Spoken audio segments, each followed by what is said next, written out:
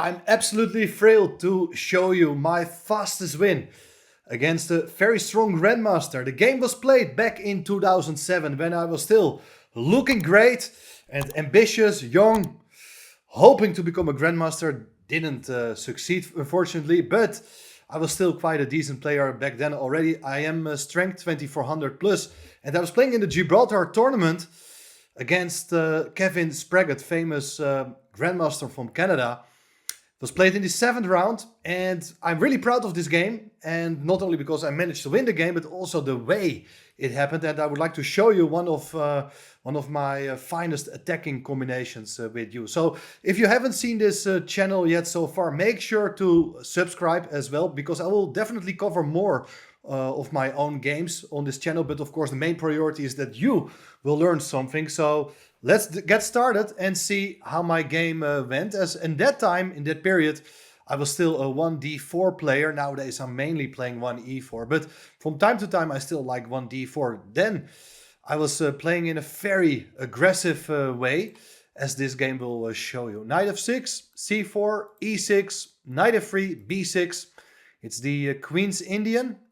Black is about to fianchetto the bishop to b7, covering the long diagonal.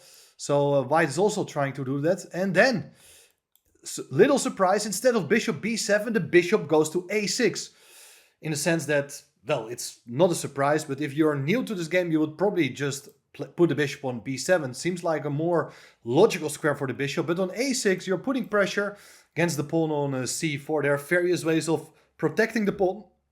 The move I played, Queen c2, was quite fashionable at that time. And even nowadays, it's quite a ambitious move. The queen is protecting the pawn, so the pawn cannot be taken. And now a little interesting part of opening theory. As the bishop on a6 has done its job, goes back to b7. This may look weird, playing for the second time with the same piece. But okay, white has played a move with the queen. And basically what black is saying here is that the bishop is better placed there, and it's absolutely justified because the queen on c2 is not too great. The idea is shown on the next move. After bishop g2, black played the move c5. And with the queen on d1, you do have more control over the d5 square. So in a lot of positions, white really wants to play the move d5. If the pawn is there, this bishop on b7 will be restricted. But now it looks as if the pawn goes there, well, black is covering the square so many times that things are not looking great. So if you're not familiar with this position, probably you would take the pawn on c5 or just castle. And if pawns are getting swapped, pieces are getting traded as well, the bishops too. This is not very ambitious, very easy game for black. So now I'm gonna reveal some of my opening secrets. It's not the first move. d5 has been played also many times. Even nowadays, it's very popular. This move can still be seriously considered here. It's a pawn sacrifice. It's very ambitious. After e takes d5, c takes d5, black has two possible ways of capturing the pawn. If you do take with the bishop, then my idea is to attack it with the move knight c3. If I can get rid of that bishop on d5, then a lot of tactics will pop up on this diagonal. Particularly this rook in the corner is very vulnerable, so the bishop will go away in that case. But then I'm gonna seize the initiative in the center, placing the pawn on e4, and I think white has tremendous compensation for the pawn. We don't have to go in detail because it didn't happen in the game, but basically the plan is to castle, get a bishop out to f4, put the rooks on d1 and e1, and just go through the center. As simple as that. White's pieces are, if you just compare them with its counterparts, just absolutely superior. So bishop takes d5 is considered to be not such a great move. Knight takes d5 is the main continuation. And here, one of my favorite opening novelties, which I discovered back in the day. Unfortunately, it turned out not to be a novelty, because in that time my database was not up to date, and it turned out that one or two other games had been played before with it. Now the main move is castling kingside with long-term compensation for the pawn. It's still the main move, but my idea was to go queen b3. I was really proud of this discovery with the idea of putting more pressure on this knight on d5. I understand that the bishop is still protecting it, But the idea is to move the knight away so the diagonal for my own bishop will be opened as well. And look at this cross pin in the center with a huge pressure against that knight. So black is supposed to move the knight away. Knight c7 was played by my opponent, and he was already in a deep think. He played the move knight c7. Knight f6 is another possibility. But now, the main point of my previous move is knight e5, guys. I'm leaving my bishop on g2 en prise. If it's gonna be taken, it's checkmate on f7, thanks to the queen and knight. That's the main idea. But if you just only protect that mating threat on f7, the bishop on b7 is hanging as well. So the only serious move here for black is the move d5, which blocks the diagonal for both the queen and the bishop. We continue. White is a pawn down. White goes knight c3, putting more pressure against the pawn on d5. If we have time, we will probably castle, put a rook on d1, maybe bishop f4. Likely we are able to regain the pawn. But I was very glad to introduce this kind of new idea. I was having a lot of extra time on the clock, and my opponent thinking, play the most obvious move, developing the bishop with gain of time. Bishop d6 hits the knight on e5. And I was relieved to see this move, because it's actually not a very precise move, as it prevents the queen from supporting the pawn on d5. And the key move here for white was still home preparation, is knight takes f7. This is piece sacrifice number one. After having sacrificed the pawn, we have to follow up in an ambitious way. Once you say A, you have to do B as well. After king takes f7, the idea is to take the pawn on d5, guys. And that's a very important pawn, because now the black king is more vulnerable. The queen is looking at that king. There's a potential discovered attack, and an important resource is also that after knight takes d5, bishop takes d5 is check, attacking the bishop. If you take the bishop, it's queen takes d5 with check. You're attacking the queen. After king e8, it's queen takes a8, and white has regained the material with a lot of interest. So that is absolutely game over. The knight on d5 cannot be taken. That's very important. So black instead thought, okay, I better move my queen away. The king away to f8.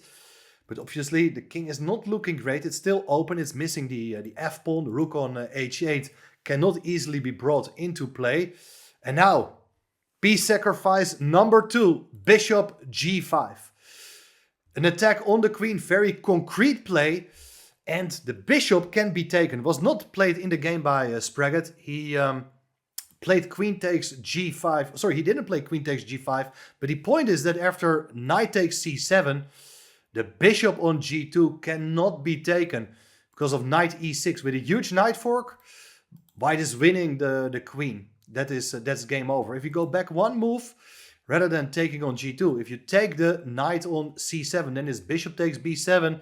On the next move, the rook can be captured for free, which means that white ends up with an extra exchange. That's game over. So we see that there are a lot of potential problems regarding that unprotected bishop on b7. Black played queen d7, hoping to keep everything protected. And I decided, okay, I want to keep the game going. I bring my king into safety by castling queenside. And now the rook, that's even more important, joins the attack as well along the d-file. And still, black doesn't have time to take all the pieces on d5, which is an ideal scenario to trade off pieces once your material up. But here, you're going to lose the bishop on d6. That is the main problem. Thanks to the rook on the d-file, the bishop is attacked twice. That's game over. Critical moment of the game. You should understand that at this point, Spraggett was, I think, almost 1 hour down on the clock. And next to us, the legendary player Viktor Korchnoi, busy with his own game. But it seemed like he was more interested in our game because the board is full on fire. And his game was a French defense with all the pieces still on the board after 30 moves or so. Was also an interesting maneuvering game, but it was a very big compliment for me. At least that's how I interpreted it. And well, he was focused on all these sacrifices. Spraggett now made a mistake. He played knight c6, but it's a very logical move. I had to think here a bit myself as well, and then thought, okay, I need to keep looking for forcing moves. Queen f3, check. Big moment for where is the king going? Well, if the king goes into the corner, king g8, that runs into knight takes c7. The bishop can't take the knight. You have to take back with the queen. And now after queen d5, it's a double attack on the king and bishop. King goes away, you take the bishop, queens will come off the board. This endgame is hopeless. White is a pawn down, white's a pawn up, more active, and a lot of pressure against these pieces. So the initiative holds on in this queenless middle game. Alternative is also to block with the queen, but then queens will be swapped. And knight takes c7 wins back the material after bishop takes. The rook enters on the 7th rank. King goes away, you can take the bishop. Black takes the bishop on g5, and before taking, the bishop can even torture my opponent with move rook takes g7, king f6, rook takes b7. White is even 2 full pawns up. That's absolutely game over. So in the end, my opponent decided, okay, I go for the move king e8. The king stays in the center, but now another check is there. So my queen is approaching the king. This is very important because if the king would go back to the f-file, for instance, king f7, the idea is to take on c7. Still, the bishop can't recapture because of the pin. Queen has to recapture. Now it's queen f5, king e8, and queen e6. And this leads actually to a transposition of the game. So we'll get back there in a second. Another possibility is to block with your queen. But now the knight can just be eliminated so that it's a check. And after taking the knight, there's queen takes e6. White has won the queen. It's game over. In the game there followed knight e6. Black is fighting like a lion, trying to hold the position together with its pieces. But now piece sacrifice number 3. Okay, my previous sacrifice with the bishop was not really accepted. But the next one I was really proud of as well. Knight c7 check. Sort of an invisible move. You're landing with your knight into the opponent's position. The knight is not allowed to take the knight on c7 because of the pin. Bishop is also not recommended to take as the queen is still hanging. King f7 will just be met by queen f5. And on the next move, we are about to take that knight. It's game over. So only move is queen takes c7. But now queen takes e6. The queen is really close and it's a crushing attack. Bishop is hanging as well. It's a check, it's a double attack, so the bishop has to block. Looks as if black is still holding. No way. Bishop takes c6. That is the killer move, eliminating the remaining defender. The knight on c6 was supporting the bishop on e7. Of course, if you do take now with the queen, the bishop on e7 is not sufficiently defended. It's queen takes e7. If you do recapture with the bishop, now it's bishop takes e7. And look at that king. It's unable to escape, of course. It's stuck in the center. If you take that bishop, there is queen takes c6 with check. It's a double attack. If the king goes to f8, the rook is still hanging. And that's game over. More material is about to be lost as well for black.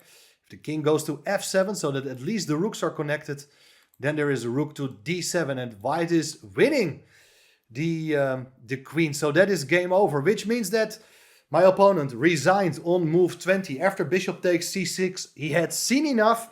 And definitely this was one of my finest victories in my career against a very strong grandmaster, rated 26-33 at the time. It was the start of a really nice run, as I also defeated later stronger grandmasters like Ian Rogers and Gregory Kaidanov.